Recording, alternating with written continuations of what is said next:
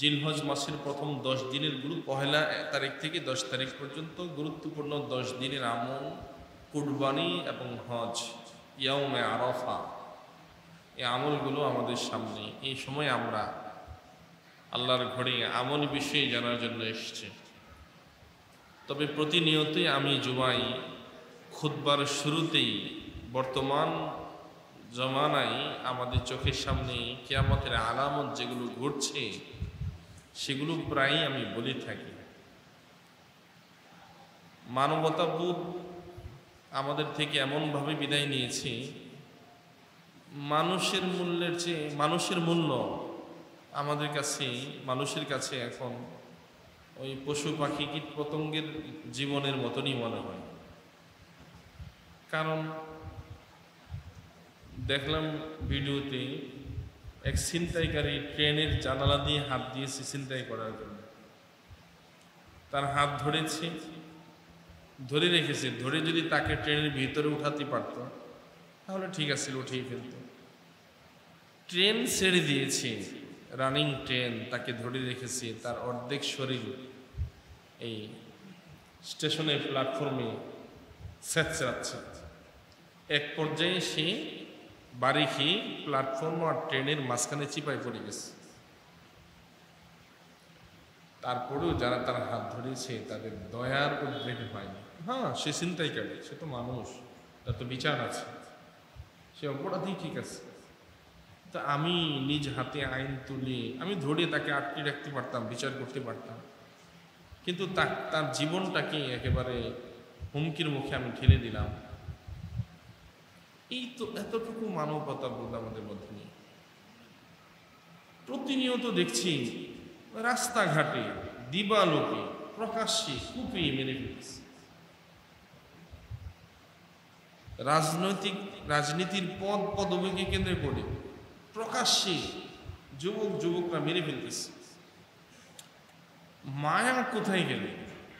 মানুষের প্রতি মানুষ এত হিংস্র কিভাবে হলো? শিক্ষা দীক্ষা আল্লাহর ভয় একেবারে উঠে গেছে। এই জন্য আমি অনেক সময় বলি যে শিক্ষিত হওয়া, সার্টিফিকেট অর্জন করা এটা সহজ ব্যাপার, কিন্তু মানুষ হওয়া অনেক বড় কঠিন ব্যাপার। টুপি পাঞ্জাবি পরা, আল্লাহকে সিজদা দেওয়া, হজ করা, যাকাত দেওয়া, দান করা, রোজা রাখা একেবারে সহজ, কিন্তু আল্লাহকে ভয় করা অনেক কঠিন। কত টুপি দাড়িওয়ালা, তাহাজ্জুদ গুজার, হাজি গাজী, আল্লাহর ভয় নাই। একেবারে সামনের কাতারে নামাজ ঠিক আছে, তাসবিহ ঠিক আছে, সব ঠিক আছে, কিন্তু হালাল হারামের ব্যাপারে তার কোনো খবরই নেই। তো সে কাবা ঘরে নামাজ পড়লে কি ফায়দা হয়? সে যদি কাবা ঘরেও নামাজ পড়ে হালাল উপার্জন তার নাই, তার নামাজ তারা কি উপকার দিবে? কারণ হাদিসে তো আসছে, যেই শরীরের রক্ত মাংস হারাম উপার্জন থেকে তৈরি হবে, এই রক্তে মাংসের ইবাদত আল্লাহর কাছে কবুল হয় না, পৌঁছে না। হারাম উপার্জনকারীর ইবাদত আল্লাহ তাআলার আকাশের নিচে ঝুলে থাকে, আল্লাহ প্যাকেট করে তার কপালে নিক্ষেপ করেন তার ইবাদত। হালাল হারামের ব্যাপারে সচেতন, অন্যের হকের ব্যাপারে সচেতন, বোনের হকের ব্যাপারে সচেতন, ভাইয়ের হকের ব্যাপারে সচেতন খুব কম। অনেক সময় সুদ খাওয়াকে আমরা হারাম মনে করি, ঘুষ খাওয়াকে হারাম মনে করি, কিন্তু এছাড়াও সহজ পদ্ধতিতে হারাম খাচ্ছি, আমি এটা হারাম খাচ্ছি আমার কাছে অনুভব হয় না। বাবার ইন্তিকাল হয়েছে, মিরাসের সম্পত্তি, যৌথ সম্পত্তি, বড় ভাই বোনের কর্তব্য দ্রুত বন্টন করে পাওনাদারদের প্রাপ্য বুঝিয়ে দেওয়া, কিন্তু বছরের পর বছর বাবার রেখে যাওয়া সম্পদ এক ভাই অথবা দুই ভাই মিলেমিশে ভোগ করছে। গাছের ফল খাচ্ছি, গাছ কেটে কাঠের ফার্নিচার বানাচ্ছি, দোকান ভাড়া দিচ্ছি উঠাচ্ছি, বাসা ভাড়া দিচ্ছি উঠাচ্ছি, খাচ্ছি। আমি তো হালালি খাচ্ছি, বাবারটা খাচ্ছি, কিন্তু আমি যে একা খাচ্ছি, আমার ভাই বোনদের কি অনুমতি আছে? তারা কি সন্তুষ্ট? বুঝেন না আমার কথা? তারা কি সন্তুষ্ট? তো তারা সন্তুষ্ট না, না আমি কাঠটা খাচ্ছি, আমার কাছে তো মনে হয় আমি পবিত্র হালাল খাচ্ছি। এরকম নানানভাবে আমরা ঠকিয়ে খাচ্ছি। এজন্য বলি, সার্টিফিকেট অর্জন করা সহজ, শিক্ষিত হওয়া সহজ, কিন্তু মানুষ হওয়া বড় কঠিন। আবেদ হওয়া, ইবাদত বন্দিগি করা, টুপি পাঞ্জাবি তসবিহ মেসওয়াক হজ যাকাত রোজা নামাজ করা সহজ, কিন্তু তাকওয়া অর্জন করা, আল্লাহর ভয় ঢুকানো বড় কঠিন। এই জন্য শিক্ষিত হওয়ার চেয়ে মানুষ হওয়া বেশি জরুরি। টুপি নামাজ রোজা ঠিক হবে আল্লাহর ভয় ভিতরে ঢুকলে। আল্লাহর ভয় ভিতরে না ঢুকেই নামাজ রোজাও আমার ভিতরে তেমন কোনো প্রভাব ফেলবে। আল্লাহ আমাদেরকে ভালো মানুষ হওয়ার তৌফিক দান করুন। আল্লাহ আমাদেরকে আল্লাহর ভয় ভিতরে নেওয়ার তৌফিক দান করুন। এই ব্যাপারটা বেশি অবহেলিত, বেশি অবহেলিত। সম্পদের হক সবচেয়ে বেশি অবহেলিত সমাজ। একেবারে ভালো ভালো ফ্যামিলি ধ্বংস হয়ে যাচ্ছে একজন দুইজন অবুঝ সদস্যের কারণে। গত 2 দিন আগে ঢাকায় আমি যে মাদ্রাসায় পড়াতাম, ওই মাদ্রাসার একজন সিনিয়র মুরব্বী মুহাদ্দিস, ফেসবুকে দেখলাম পুলিশের হাতে হ্যান্ডকাপ পরা। আশ্চর্য হয়ে গেলাম, একেবারে সহজ সরল মানুষ। পরবর্তীতে খোঁজ নিয়ে জানতে পারলাম, আমি থাকতেও জানি না, দীর্ঘদিন ওনার পরিবারে জমি জমা সংক্রান্ত বিরোধ চলছে, মামলা পর্যন্ত হয়েছে। ওই মামলার বিষয়ে জিজ্ঞাসাবাদের জন্য পুলিশ থানায় নিয়ে গেছে, পরে কোর্ট পর্যন্ত নিয়েছে। তাহলে একজন বয়স্ক মুহাদ্দিস আলেম জীবনের শেষ বয়সে এসে পুলিশের হাতে তাকে হ্যান্ডকাপ বদ্ধ হতে হলো পারিবারিক জমি জমার কলহের কারণে। আপনি নিরাপদ কোথায়? আপনি আপনার ভাই বোনদের কাছে নিরাপদ না। এই জন্য অনেক সময় বলি, পরিবারে একজন দুইজন অবুঝ স্বার্থের নেশি লোভী পরশ্রী কাতর একজন সদস্য থাকলে ওই পরিবারের বন্ধন টুকরো টুকরো হয়ে সমাজে তারা একেবারে ছোট হয়ে যায়। একজন সদস্য শুধু বেতাল থাকে, ঐতিহ্য অবদান সব ধ্বংস হয়ে যায়। হ্যাঁ, এক্ষেত্রে দায়িত্বশীল হল পরিবারের বড় সন্তানাদি যারা থাকেন তারা। চাচা যদি আমানতদারির সাথে হক আদায় করে আল্লাহর ভয় নিয়ে বাবার রেখে যাওয়া মিরাসি সম্পত্তি দ্রুত বন্টন করে দেয়, দ্রুত এটা সমাধান হয়। যত বিলম্ব হয় তত ঝামেলা বাধা। আল্লাহ আমাদেরকে আমাদের আপনজনের হক প্রাপ্য তাদের কাছে পৌঁছে দেওয়ার তৌফিক দান করুন।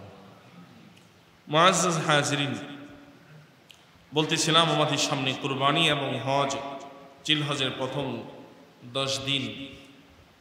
আল্লাহ তাআলার কাছে জিলহজ মাসের প্রথম 10 দিনের গুরুত্ব অনেক বেশি।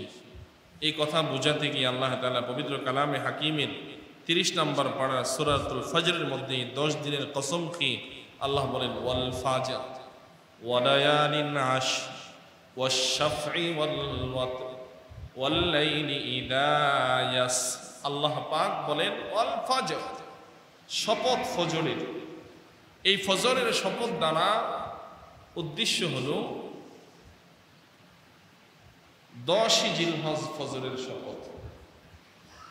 হজ এর পরের দিন আরাফার পরের দিন 10ই জিলহজ, ঈদুল আজহার দিন, ইয়াউমুন নাহারের দিন, ওই দিনের ফজরের শপথ আল্লাহ খেয়েছেন। যারা বয়ানের শুরুতেই ঘুম আরামে দিয়েছেন তারা চেহারা আমার দিকে দেবে, মেহরাবের দিকে, মিম্বারের দিকে, মাথা নিচু করে যারা আরামের ঘুম শুরু করেছেন চেহারা মিম্বারের দিকে। এটা আমি আগেও বলেছি, এটাই আদব, এটাই নিয়ম, এটাই সুন্নত।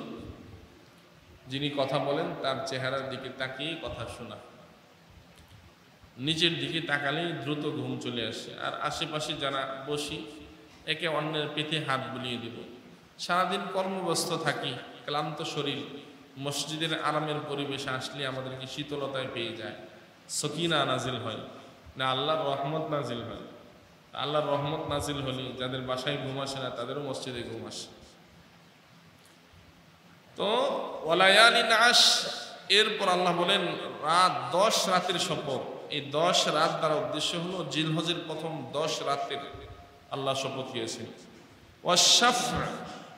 শাফউন দ্বারা অর্থ হলো জোড়। এই জোড় দ্বারা উদ্দেশ্য হলো জিলহজের 10 তারিখের শপথ। ওয়াল ওয়াতর, ভিতির মানে বেজুর। এই বেজুর দ্বারা উদ্দেশ্য হলো আরাফার দিনের শপথ। তাহলে জিলহজ মাসের ফজরের শপথ আল্লাহ খেয়েছেন 10 তারিখের, ইয়াউমুন নাহার, ঈদের দিনে। ওয়ালায়ালিন আশ, জিলহজের 10 রাত্রির আল্লাহ কসম খেয়েছেন। ওয়াশাফ, জিলহজের 10তম রাতির শপথ আল্লাহ করেছেন। অল ভিত্র, জিলহজের বেজুর 9ম আরাফার রাত্রির শপথ আল্লাহ খেয়েছেন। আল্লাহ পাক রব্বুল আলামিন যেই জিনিসের শপথ খান ওই জিনিসের কদর বেড়ে যায়। আল্লাহর কথার গুরুত্ব বোঝানোর জন্য আল্লাহ শপথ খান না, বরং আল্লাহ শপথ খেয়ে যেই কথা বলেন এই কথাটা গুরুত্বপূর্ণ, এই জন্য আল্লাহ শপথ খান। এই জন্য এই 10 দিন যেহেতু আল্লাহ রাত, দিন এবং ফজরের সময়ের কসম খেয়েছেন, এতে বোঝা যায় এই 10 দিনের রাত এবং দিনের গুরুত্ব আল্লাহ তাআলার কাছে অপরিসীম। এই 10 রাতে ইবাদত করা, 10 দিন রোজা রাখা, ঈদের দিন ছাড়া 9 দিন রোজা রাখা, বেশি বেশি তাকবীর বলা, আল্লাহু আকবার, আল্লাহু আকবার, লা ইলাহা ইল্লাল্লাহ, আল্লাহু আকবার, আল্লাহু আকবার, ওয়ালিল্লাহিল হামদ। এর মধ্যে গুরুত্বপূর্ণ হলো 9 জিলহজ ফজর থেকে নিয়ে 13 জিলহজ আসর পর্যন্ত এই 5 দিন 23 ওয়াক্ত প্রত্যেক ফরজ নামাজের পর পুরুষরা আওয়াজ করে, মহিলারা নিচু আওয়াজে একবার তাকবীরে তাশরিক পড়া ওয়াজিব। আল্লাহু আকবার, আল্লাহু আকবার, লা ইলাহা ইল্লাল্লাহ, আল্লাহু আকবার, আল্লাহু আকবার, ওয়ালিল্লাহিল হামদ। এই একটা আমল হলো এই 5 দিন 23 ওয়াক্ত এই তাকবীরে তাশরিক পড়া। আরেকটা আমল হলো 9 জিলহজ ইয়াউমে আরাফা, আরাফার দিন রোজা রাখা। হাদিস শরীফে আসছে যে ব্যক্তি আরাফার দিন রোজা রাখবে আল্লাহ তাআলা তার পূর্বাপর 1 বছরের গুনাহ মাফ করে দিবেন। 9 জিলহজ আরাফার দিন রোজা রাখা। আরেকটা আমল হলো যারা কুরবানি দেব তারা পহেলা জিলহজ থেকে নিয়ে 10 জিলহজ পশু কুরবানি করার, জবাই করার আগ পর্যন্ত নখ, মুছ, অবান্তর পশম কাটা থেকে বিরত থাকা। 10 জিলহজ পর্যন্ত, পহেলা জিলহজের আগে আমি চুল, মুছ, নখ এগুলো সাফ করে নেব। এটা যারা কুরবানি দিব তাদের জন্য। এবং যারা কুরবানি দিতে অক্ষম তারা যদি এই আমলটা করে তো আল্লাহ তাআলা তার আমল নামায় কুরবানি দেওয়ার সওয়াব দান করবেন। কুরবানি দিতে অক্ষম কিন্তু 1 তারিখ আগে চুল টুল কেটে ফেলেছি, 10 দিন আর এগুলো কাটেনি, কুরবানির দিন কেটেছে নামাজের পর, তো তাকে আল্লাহ তাআলা কুরবানি দেওয়ার সওয়াব আল্লাহ তাআলা আমল নামায় দান করবে। আরেক আমল হলো এই 10 দিন বেশি বেশি তাকবীর তাশরিক পড়া। তাকবীরে তাশরিকের ইতিহাস আমরা জানি। হযরত ইব্রাহিম আলাইহিস সালাতু ওয়াস সালাম যখন তার পুত্র হযরত ইসমাঈলকে কুরবানি করার জন্য শুয়েছেন, তখন উনি ছুরি চালাচ্ছেন, আল্লাহু আকবার বিসমিল্লাহ, আল্লাহু আকবার বিসমিল্লাহ, আল্লাহু আকবার, ধারালো ছুরি চালাচ্ছেন। ইসমাঈলের গলায় তো ছুরি ঢুকতেছে না, কারণ আল্লাহ তাআলা ফেরেশতার মাধ্যমে জান্নাত থেকে এক ছুরির নিচে ইসমাঈলের গলার চামড়ার উপরে একটা পাত দিয়ে রাখছেন। পাত, ছুরি চালাচ্ছেন, পাতের উপরে চলতেছে, চামড়া কাটে না। এই দৃশ্য দেখে হযরত জিবরাইল আলাইহিস সালাতু ওয়াস সালাম আল্লাহ তাআলা দুম্বা দিয়ে পাঠিয়েছেন, যাও ইব্রাহিম ইসমাঈলকে কুরবানি দেওয়ার জন্য শুয়ে ছুরি চালাচ্ছে, তুমি দ্রুত দুম্বা নিয়ে পৌঁছো। দুম্বা নিয়ে এসে যখন দেখেন দ্রুত গতিতে উনি ছুরি চালাচ্ছেন জবাই করার জন্য আপন পুত্রকে, এই দৃশ্য দেখে জিবরাইল সহ্য করতে পারেননি।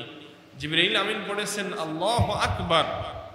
জিবরাইলের আল্লাহু আকবার ধ্বনি শুনে ইব্রাহিম বলছেন আল্লাহু আকবার, আল্লাহু আকবার ওয়ালিল্লাহিল হামদ। জিবরাইল বলছেন আল্লাহু আকবার, আল্লাহু আকবার। ইব্রাহিম আলাইহিস সালাতু ওয়াস সালাম বলছেন লা ইলাহা ইল্লাল্লাহু আল্লাহু আকবার। ইব্রাহিমের এই আওয়াজ শুনে ইসমাঈল শোয়া, তিনি বলেন আল্লাহু আকবার ওয়ালিল্লাহিল হামদ। এদের তিনজনের তাকবীরের ধ্বনি, জিবরাইল, ইব্রাহিম, ইসমাঈল, এটা আল্লাহ তাআলার কাছে এত পছন্দ হয়েছে, কবুল হয়েছে। আল্লাহ তাআলা এটা নবীজির মাধ্যমে, বিশ্বনবীর মাধ্যমে উম্মতি মুহাম্মাদের জন্য 5 দিন 23 ওয়াক্ত নামাজের মধ্যে মুসলমান নারী পুরুষের জন্য একবার পাঠ করা, এটা আল্লাহ তাআলা ওয়াজিব করে দিয়েছে। মুআজ্জাজ হাজিরিন, এই হলো 10 দিনের আমল এবং আইয়ামে তাশরিকের ইতিহাস।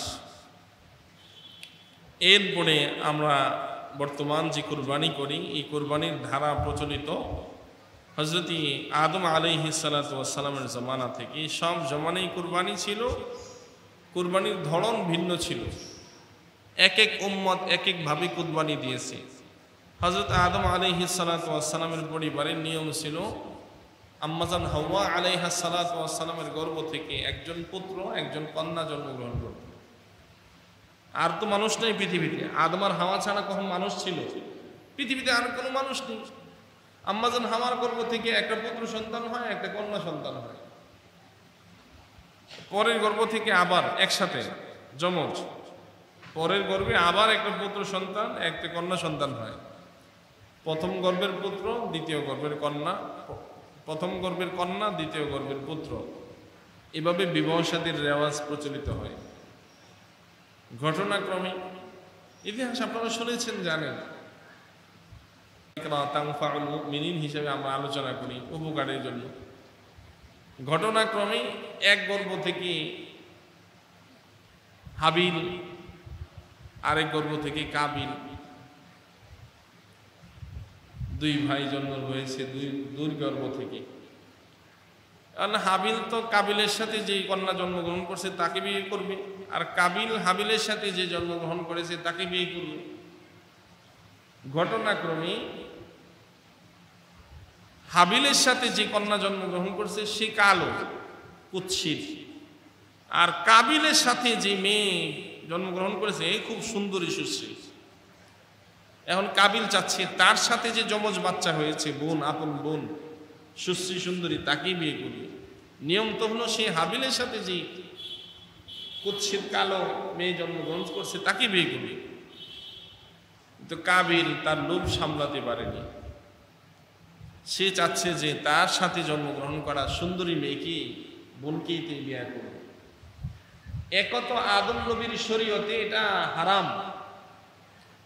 আপন সহোদর বোন না, যমজ বোন, অপর গর্ভের বোনকে বিয়ে করা জায়েজ ছিল, কিন্তু আপন সাথীর জন্মগ্রহণ করা বোনকে বিবাহ করা হারাম ছিল। কিন্তু সে হারামের দিকেই ধাবিত ছিল। আল্লাহ পাক রব্বুল আলামিন আদম আলাইহিস সালাতু ওয়াস সালামের কাছে ওহী পাঠালেন, যেহেতু কাবিল বাড়াবাড়ি করছে, আপনি কুরবানির ব্যবস্থা করেন। যার কুরবানি আল্লাহ তাআলার কাছে কবুল হবে সেই সুন্দরী মেয়েকে বিয়ে করবে। বাস, তখন কুরবানি দেওয়ার প্রচলন ছিল পশু এবং শস্য, ধান, গম, এগুলো। আচ্ছা, হাবিল কুরবানি দিল একটা দুম্বা, আর কাবিল দিল কিছু শস্য। নিয়ম ছিল এগুলো খোলা ময়দানে রেখে আসতো, রাতের আধারে আকাশ থেকে আগুন এসে এগুলোকে জ্বালিয়ে দিত। কাঠটা জ্বালাতো, যার কুরবানি আল্লাহর দরবারে কবুল তার কুরবানির বস্তুটা আকাশের আগুন এসে জ্বালিয়ে দিত। সকালবেলা বুঝতে পারতো কাঠটা কবুল হয়েছে, কাঠটা কবুল হয়নি। আমাদের কুরবানির যদি অবস্থা হতো যে আমরা যে গরু জবাই দিই, এটা আকাশ থেকে কোনো নিদর্শন আসবে যে কার কুরবানি কবুল হয়েছে না হয়েছে, তাহলে আমরা যে লক্ষ লক্ষ কোটি কোটি টাকা পশু জবাই দেই, আমরা বুঝতে পারতাম যে আমার কার কুরবানি কবুল হচ্ছে, কার কুরবানি কবুল হচ্ছে না। আল্লাহ তাআলা তো কোরআনে আমাদেরকে তাকওয়ার শিক্ষা দিয়েছেন। আল্লাহ বলছেন, লা ইয়ানালাল্লাহা লুহুমুহা ওয়ালা দিমাউহা ওয়ালাকিন ইয়ানালুহুত তাকওয়া মিনকুম। আল্লাহ বলেন, লা ইয়ানালাল্লাহা লুহুমুহা ওয়ালা দিমাউহা, আল্লাহর কাছে কুরবানির বস্তুর রক্ত মাংস পৌঁছে না। ওয়ালাকিন ইয়ানালুহুত তাকওয়া মিনকুম, কিন্তু তোমাদের কলবের তাকওয়া, আল্লাহর ভয়, এটা আল্লাহর কাছে পৌঁছে। এই জন্য আল্লাহ কোরআনের আয়াত শিক্ষা দিয়েছেন। ইব্রাহিম পড়েন, ইন্না সালাতি ওয়া নুসুকি ওয়া মাহইয়ায়া ওয়া মামাতি লিল্লাহি রাব্বিল আলামিন।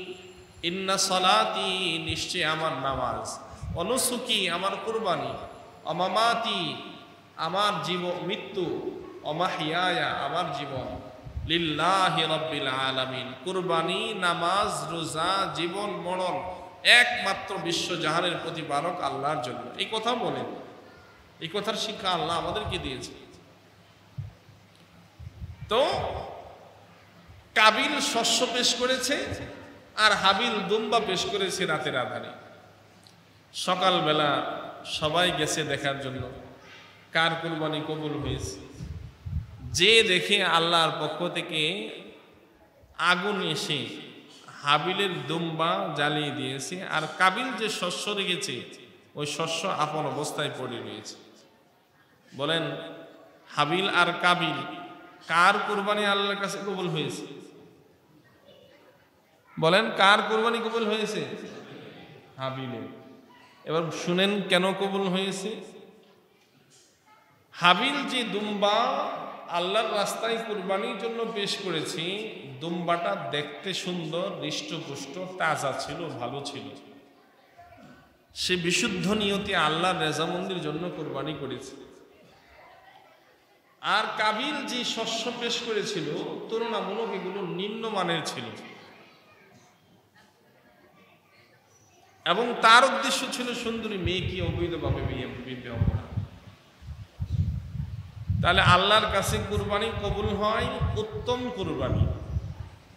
এজন্য পশু নির্বাচন করার ক্ষেত্রে পশুর গুণগত মান ভালো হওয়া, খোরা না হওয়া, হেঁটে হেঁটে জবাইয়ের স্থান পর্যন্ত যেতে পারে এমন সুস্থ হওয়া, লেজ অর্ধেকের বেশি কাটা না হওয়া, কান 1/3 বেশি কাটা না হওয়া,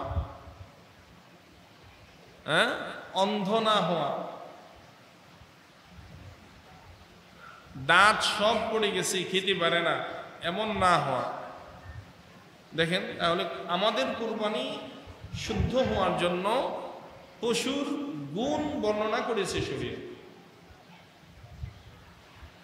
তাহলে হাবিলের কুরবানি আল্লাহ তাআলা কবুল করেছেন তার তাকওয়ার কারণে, আর কাবিলের কুরবানি আল্লাহ তাআলা কবুল করেননি তার বদ্দীনের কারণে, তার মনের সংকীর্ণতার কারণে। ঠিক তদ্রুপ আল্লাহর রাস্তায় দান করার ক্ষেত্রেও উত্তম জিনিস দান করা। কাউকে কোনো হাদিয়া দেওয়ার ক্ষেত্রে আমার কাছে পছন্দনীয় জিনিস হাদিয়া দেওয়া। হাদিসে আসছে, তুমি তোমার ভাইয়ের জন্য তা পছন্দ করো যা তুমি নিজের জন্য পছন্দ করো। হাদিস শরীফে আসছে অন্যকে কোনো কিছু দেওয়ার ক্ষেত্রে নিজের কাছে যেটা পছন্দনীয় সেটা দেওয়া। কোরআনে আল্লাহ 4 নম্বর পারা বলছেন, লা তানালুল বিররা হাত্তা তুনফিকু মিম্মা তুহিব্বুন, তোমরা ততক্ষণ পর্যন্ত পুণ্য পাবে না, পুণ্য অর্জন করতে পারবে না, সওয়াব পাবে না, হাত্তা তুনফিকু মিম্মা তুহিব্বুন, যতক্ষণ না তোমরা তোমাদের পছন্দের জিনিস ব্যয় না করো, খরচ না করো।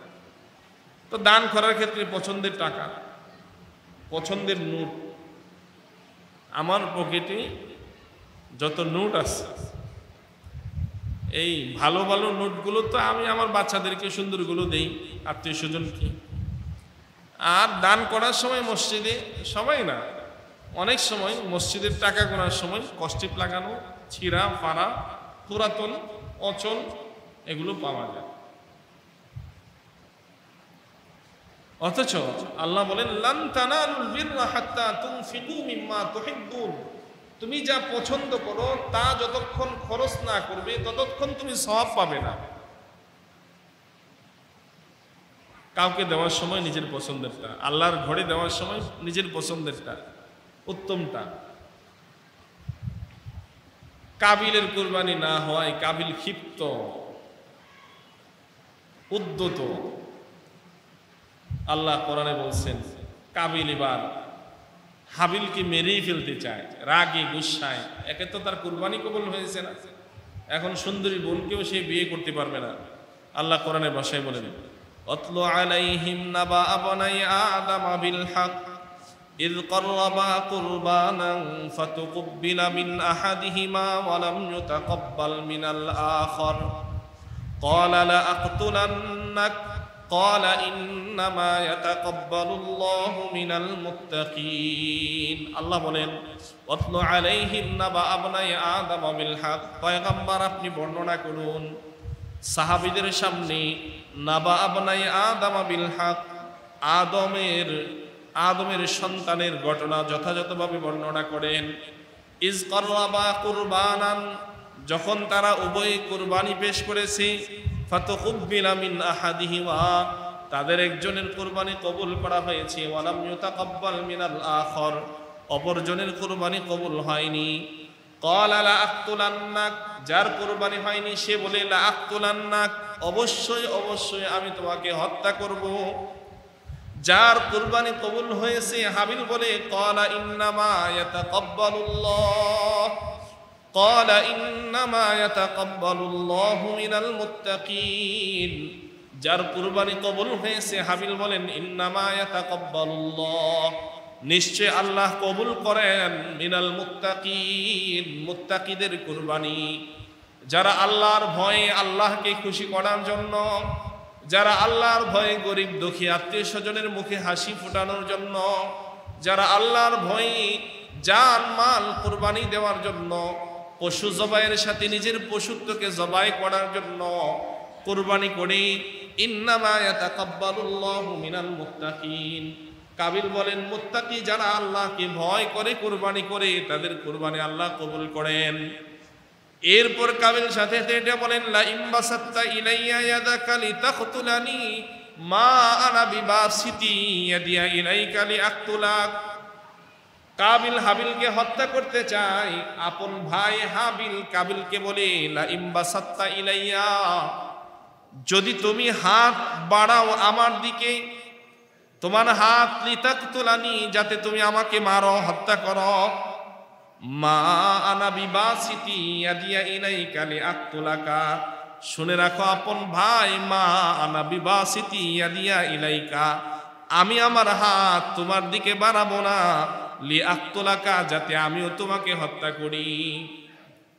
মুআজ্জাজ হাজিরিন, হাবিল আর কাবিল পৃথিবীর প্রথম মানুষ আদম আর হাওয়ার সন্তান। হাবিল আনুগত্যশীল অনুগত, আদম নবীর সন্তান, আল্লাহর বাধ্যগত সন্তান, যার কুরবানি আল্লাহ কবুল করেছেন, যে আল্লাহকে ভয় করে। তার নমুনা হলো দুই ভাইয়ের ঝগড়ার সময় এক ভাই তাকে মারতে চায়, আর হাবিল বলে তুমি আমাকে মারলেও আমি তোমাকে মারবো না। মুআজ্জাজ হাজিরিন, এরপর আল্লাহ বললেন ইন্নী আখাফুল্লাহ রাব্বাল আলামিন। হাবিল বলেন নিশ্চয় আমি বিশ্বজাহানের রব আল্লাহকে ভয় করি। ইন্নী উরিদু আন তাবুআ বিইসমি ওয়া ইসমিকা ফাতাকুনা মিন আসহাবিন নার। একে একে আপন ভাই হাবিল কাবিলকে নসিহত করে বলে ইন্নী আখাফুল্লাহ, আমি আল্লাহকে ভয় করি। ইন্নী উরিদ, আমি চাই আন তাউবা বিইসমি ওয়া ইসমিকা, তুমি আমার পাপ তোমার পাপ উভয়ের পাপের বোঝা তুমি বহন করবে। ফাতাকুনা মিনাস সালিহিন, এরপর ফাতাকুনা মিন আসহাবিন নার, এরপর তুমি জাহান্নামের অধিবাসী হবে, জাহান্নামীদের অধিবাসী হবে। ওয়াযালিকা জাযাউজ যালিমিন, ওয়াযালিকা জাযাউজ যালিমিন, আর জালেম যারা তাদের প্রাপ্য প্রতিদান হলো জাহান্নামের অধিবাসী হওয়া। ফাতাওয়াত লাহু নাফসুহু কতলা আখি, ওয়াজ নসিহত কাবিলের মধ্যে কোনো প্রভাব ফেলেনি, কারণ মসজিদের মিম্বারও বয়ান হয়, পুরা কোরআনের 30 পাড়ায় বয়ান, 114 সূরা বয়ান, 6666 আয়াত বয়ান। এই বয়ান হাজার হাজার লক্ষ লক্ষ হাদিস বয়ান, এই সব বয়ান কিন্তু সব মানুষের মধ্যে প্রভাব ফেলে না। কোরআনের বয়ান, হাদিসের বয়ান, খতিবের বয়ান, ওয়াইজের বয়ান, দাঈর বয়ান, সব বয়ান দুষ্ট লোকের প্রভাব ফেলে না, কারণ খতামাল্লাহু আলা কুলুবিহিম ওয়া আলা সামঈহিম ওয়া আলা আবসারিহিম গিশাওয়া। যারা অপরাধ করতে করতে কলবের মধ্যে অপরাধের দাগ ফেলে দিয়েছি, আল্লাহ তাদের ব্যাপারে বলছেন খতামাল্লাহ, আল্লাহ মোহর এঁটে দিয়েছেন, আলা কুলুবিহিম তাদের কলবে, ওয়া আলা সামঈহিম তাদের কর্ণকুহরে, ওয়া আলা আবসারিহিম তাদের চোখের মধ্যে। যারা পাপ করতে করতে পাপের রাজ্যে ডুব দেয়, তাদের কানে মোহর মারা, চোখে মোহর মারা, কলবে মোহর মারা, তারা ভালো শুনেও বুঝে না, ভালো দেখেও দেখে না, ভালো অনুধাবন করেও তাদের কলব অনুধাবনের অনুশোচনা বুঝে না। এই জন্য আল্লাহ তাআলা কোরআনে হাকিমে সূরাতুল আনআমের মধ্যে 9 নম্বর পারার 13 নম্বর পৃষ্ঠায় অন্য জায়গা বলছেন ওয়ালাকাদ যারানা লিজাহান্নামা কাসীরাম মিনাল জিন্নি ওয়াল ইনস লাহুম কুলুবুন লা ইয়াফকাহুনা বিহা ওয়া লাহুম আ'য়ুনুন লা ইউবসিরুনা বিহা ওয়া লাহুম আযানুন লা ইয়াসমাউনা বিহা উলাইকা কাল আনআমি বাল হুম আযাল উলাইকা হুমুল গাফিলুন।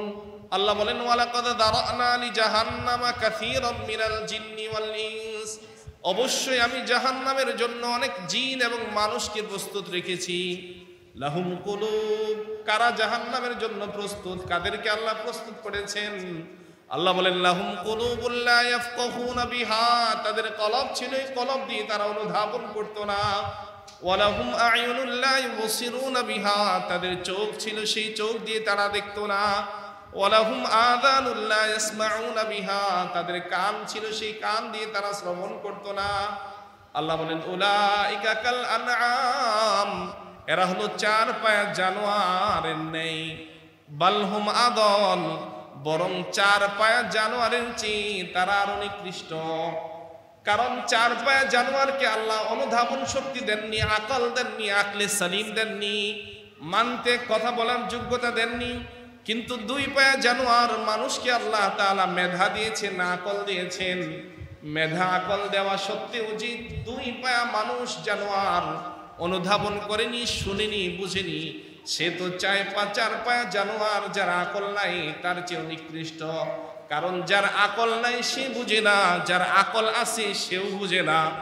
আকল না থেকে না বুঝা আর আকল থাকার পর না বুঝা, দুইটা কোনোদিন সমান হতে পারে না।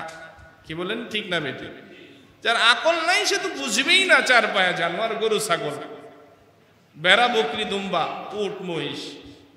আর যে 2 পায়া জানোয়ার, চোখ আছে, কান আছে, বুদ্ধি জ্ঞান আছে, এও বুঝে না সত্য মিথ্যা। তো যার বুঝ আল্লাহ দিয়েছেন সে বুঝে না, যার বুঝ আল্লাহ দেননি সে বুঝে না, দুজনে এক হতে পারে না। এজন্য আল্লাহ বলছেন উলাইকা কাল আনআম, দুই পায়া জানোয়ার মানুষ আশরাফুল মাখলুকাত, এ তো চার পায়া জানোয়ারের নেই। বালহুম আদল, বরং সে আরো নিকৃষ্ট। উলাইকা হুমুল গাফিলুন, তারা গাফেল। এই জন্য হাবিল কাবিলকে নসিহত করতেছি, আমি চাই তোমার বোঝা, গুনাহের বোঝা আমার বোঝা তুমি বহন করবে, তুমি জাহান্নামের অধিকারী হবে, তুমি জালেম, তোমার জাযা পাবে।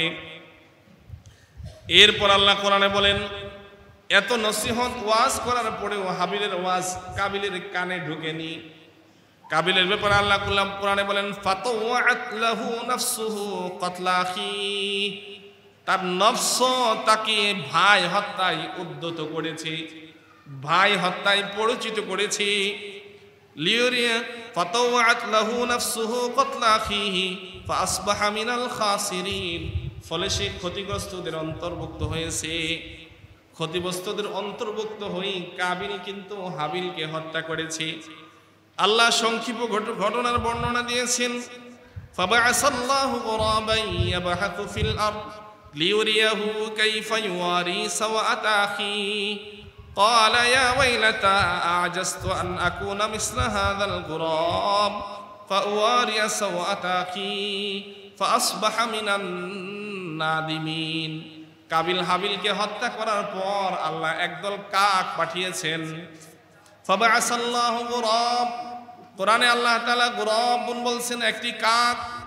তাফসীরে কিতাবের মধ্যে আসছে কাকের এক কাকের সাথে অন্যান্য কাকও ছিল। ইয়াবহাসু ফিল আরদ, কাক এসে মাটি খুঁড়তেছিল। লিউরিয়াহু, কাক মানুষকে শিক্ষা দিতে চায়। আল্লাহ বললেন লিউরিয়াহু, যেন কাক কাবিলকে শিক্ষা দেয়। কাইফা ইউয়ারি সাওআতা আখি, কিভাবে আপন ভাইয়ের মৃতদেহ দাফন করতে হয়। কারণ মানুষ তো এখন জানোয়ারের চেয়ে নিকৃষ্ট।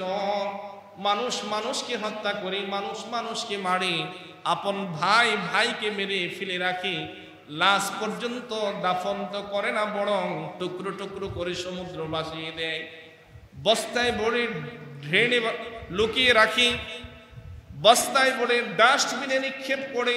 আশরাফুল মাখলুকাতের মরদেহ কাকের মাধ্যমে আল্লাহ কাবিলকে শিক্ষা দিতে চান। লিউরিয়াহু কাইফা ইউয়ারি সাওআতা আখি, যেন কাক কাবিলকে শিক্ষা দেয় কিভাবে আপন ভাইয়ের দেহ দাফন করতে হয়। আল্লাহ বলেন, ইয়া ওয়াইলাতা আ'জাজতু আন আকুনা মিসলা হাযাল গুরাবি ফাউয়ারিয়া সাওআতা আখি ফাআসবাহা মিনান নাদিমিন। এরপর কাবিল আফসোস করে, ইয়া ওয়াইলাতা, হায় আফসোস, আ'জাজতু আন আকুনা মিসলা হাযাল গুরাব, আমি তো এই কাকের নেই হতেও আমি অক্ষম হলাম, কাকের নেই সহানুভূতিও আমি দেখাতে পারলাম না। ফাউরিয়া সাওআতা আখি, ফলে আমি আপন ভাইয়ের মৃতদেহ দাফন করতাম, ঢেকে দিতাম। ফাসবাহা মিনান নাদিমিন, সে আফসোস করতে করতে সকাল করলো। মুআজ্জাজ হাজিরিন, এখনো পর্যন্ত এই পৃথিবীতে যে সকল মানুষ আপন জনদেরকে মারার জন্য উদ্যত হয়, মানুষ মানুষকে মারে, মানুষ মানুষের ক্ষতি করে, মানুষ মানুষের কল্যাণ কামনা করে না, মানুষ মানুষের ভালো সইতে পারে না, তারা কিন্তু হাবিলের অনুসারী না। পৃথিবীতে ভালো আর মন্দ মানুষের ফরক হয়ে গেছে আদমের সন্তান কাবিল আর হাবিলের মাধ্যমে। হাবিল জান্নাতের অধিকারী, কাবিল জাহান্নামের কীট। এই পৃথিবীতে যারা মারামারি করে, লুটতরাজ করে, রক্তপাত করে, তারা কিন্তু কাবিল নামক জাহান্নামের কীটের অনুসারী। আর যারা মানুষের প্রতি সহানুভূতি দেখায়, একে অন্যের অমিল হলে মিল করে দেয়, সিলমান কাতাআকা ওয়াফু আম্মান যালামাকা ওয়া আহসিন ইলা মা আসা ইলাইক, সম্পর্ক ছিন্ন হলে সম্পর্ক লাগায়, জুলুম করলে মাফ করে, কষ্ট দিলে তার প্রতি অনুগ্রহ করে। এমন যারা মানুষ, তারা তো হাবিলের অনুসারী। বর্তমান পৃথিবীতে যারা মুমিন মুসলমান, মুমিনের প্রতি সহানুভূতিশীল, তারা হাবিলের অনুসারী, মুমিন হাবিলের অনুসারী। আর যারা অন্যায় দুরাচার খুন খারাপি রক্তপাতের সাথে লিপ্ত তারা আদমের সন্তান জাহান্নামের অধিবাসী কাবিলের অনুসারী। আল্লাহ আমাদেরকে হাবিলের আদর্শ থেকে শিক্ষা গ্রহণ করার তৌফিক দান করুন। জান্নাতি মেহমান হাবিলের আদর্শ লালন করে মানুষের জন্য সহানুভূতিশীল হয়ে মানবতা বোধ রেখে একে অন্যের কল্যাণে এগিয়ে যাওয়ার তৌফিক দান করুন।